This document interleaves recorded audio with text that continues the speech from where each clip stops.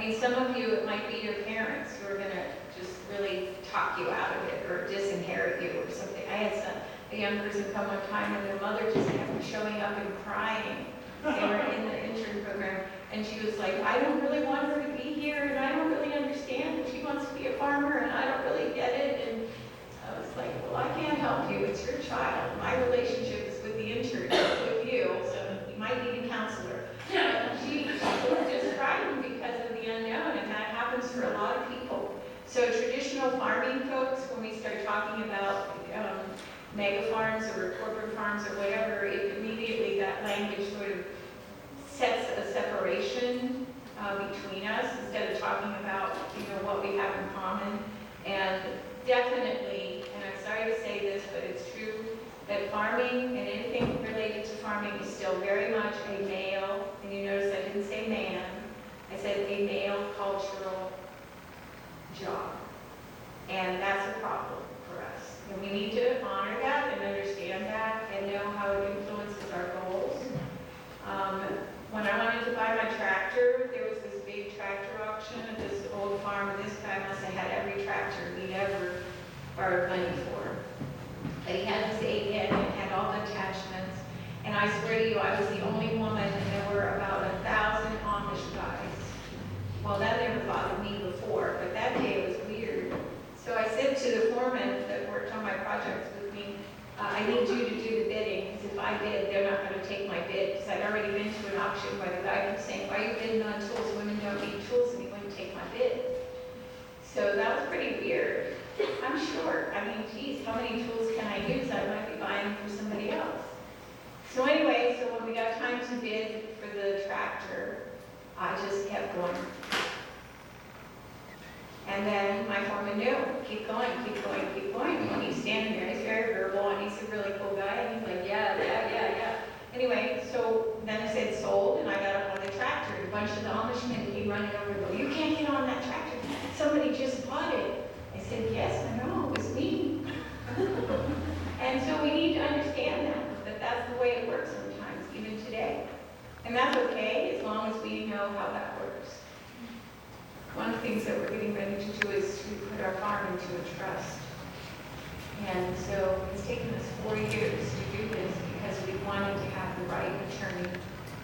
And one day we had this guy come and he wanted to stay overnight. Back when we let people just come and stay, and they paid to stay, but now we don't do that. You have to come for a workshop. And anyway, you could tell he had some money, he had expensive equipment, things, and he wanted to pitch a tent. I'm like, okay, no problem. So we had 9 interns that year, and 2 of them were from Canada, and they had invited some of their friends. And so we always tell people, bring food when you come, because everybody's eating constantly. It feels like all I do is cook. So if they bring food, then they're contributing something without paying to be there. Anyway, so they came and they'd gone to Trader Joe's, and they had dumpster dived a lot of food. It was already packaged and everything, so I didn't think anything about it. I'd never had dumpster dive food before, but I was fine with that.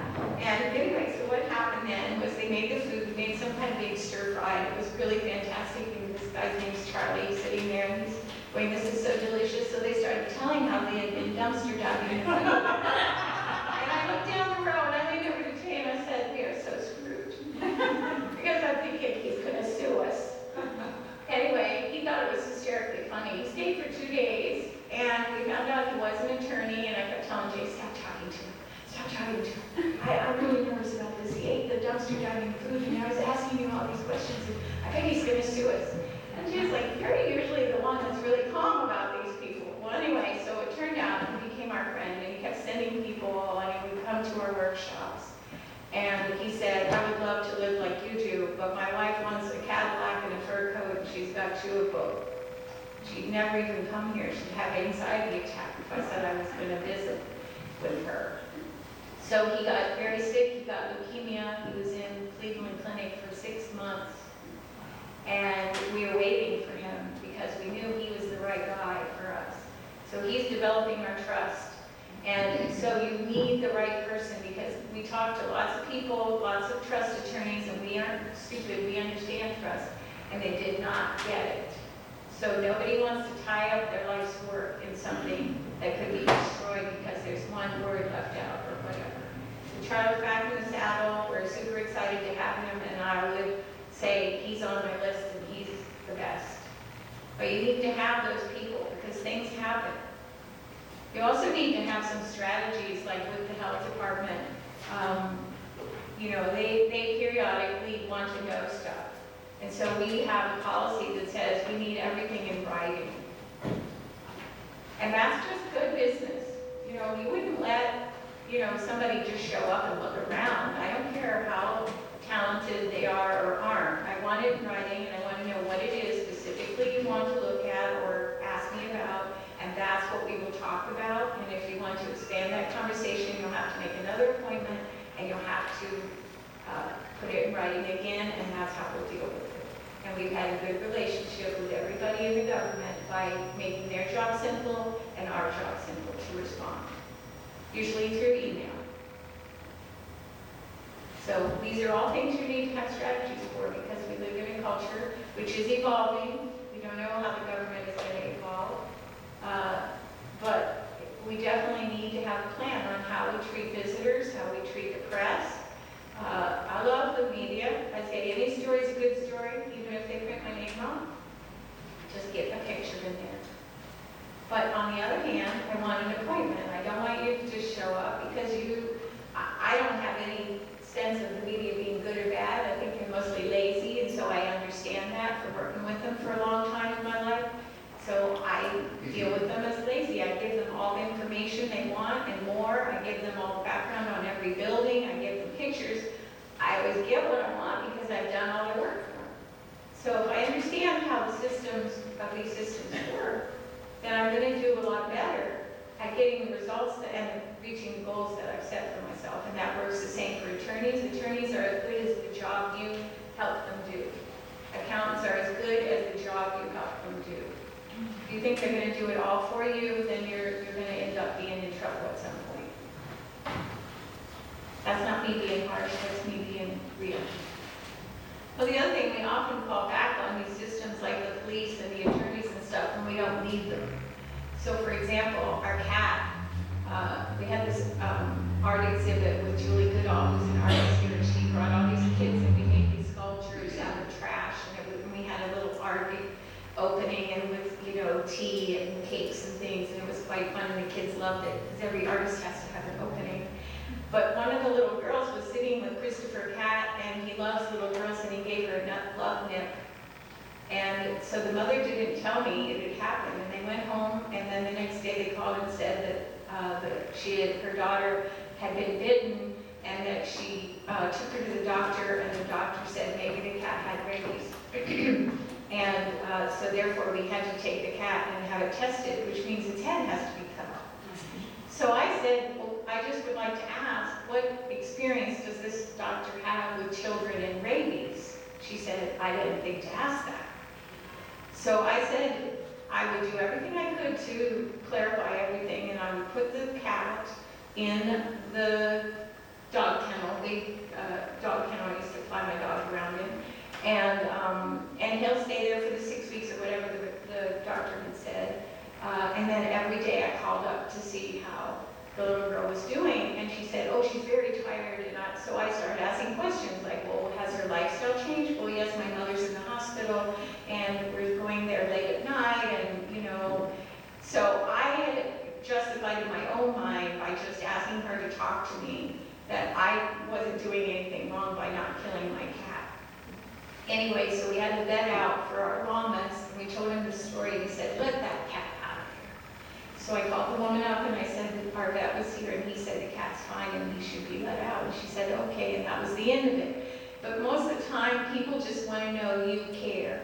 If somebody falls down, or something happens on your property, yes, you've got insurance, I hope.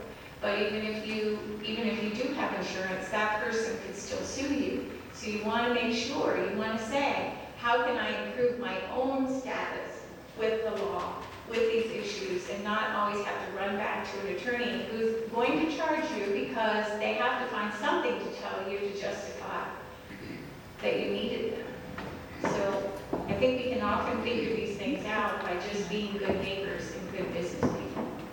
So what are my greatest fears around what you want to do? That's the big kicker.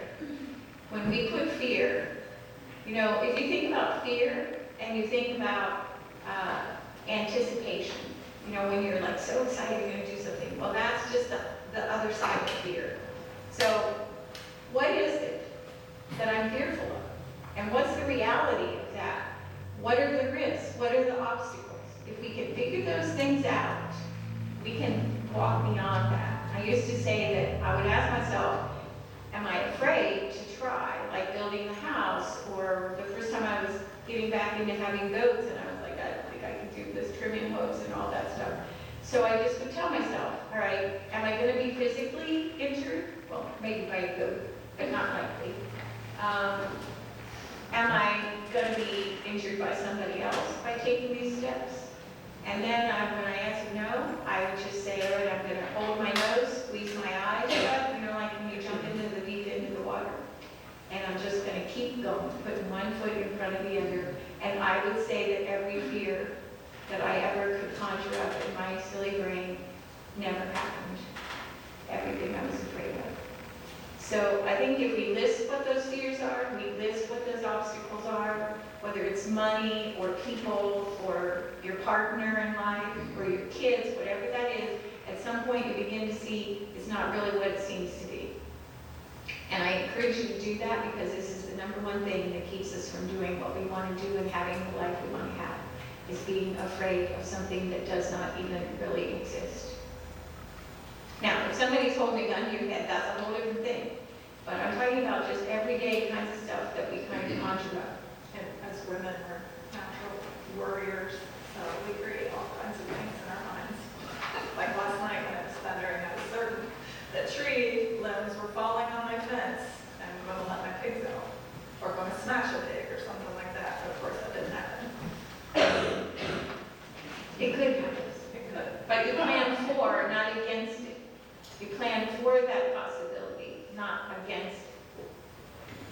Well, climate is big, and I'm not going to argue climate science with anybody, but I can tell you that after this year, anybody who denies that we're in climate change lives in a whole other universe that I don't want to know. So there you go. I believe, and I have believed for a while, that we're about 6 weeks ahead of where we need to be in terms of how the seasons are happening. So that has a broad impact on how that's going to influence the raising of food and livestock, and how it's going to influence plants. One of the things that we're doing now is we have pigs and we're using them to we're using them for parasite control to disrupt the parasite tables in the fields, but then we're going to be cutting some timber and having them root out stumps for us, and then we're planning to get a high tunnel to raise dwarf fruit trees because the fruit trees just are not happening. It comes to a hard cross. So this is what I mean. We have to be forward in our thinking. We can't just go along today and say, this is the way it's always been, this is the way it's going to be, because it isn't. We're going to have more bugs. We're going to have a lot of other things that we need to deal with. And it's not bad, it's not good, it's change. And human beings don't do well with that. So that comes back to the planning for, not against. We can't plan against frost, but we can plan for frost that kills our fruit, or whatever that means. Deciduous trees are making lots of changes because of the temperatures now. There's some studies done in Ohio that show the stress on those trees, so trees are dying. So they're going to morph, they're going to change, they're going to adapt. The real issue is going to be us as human beings. So what does that mean in your plan? You need to think about it realistically. How does that influence what you want to do? It does influence it. And some of that may be just talking to other people, because we don't know, so we have to try to guess the best we can. But it's real.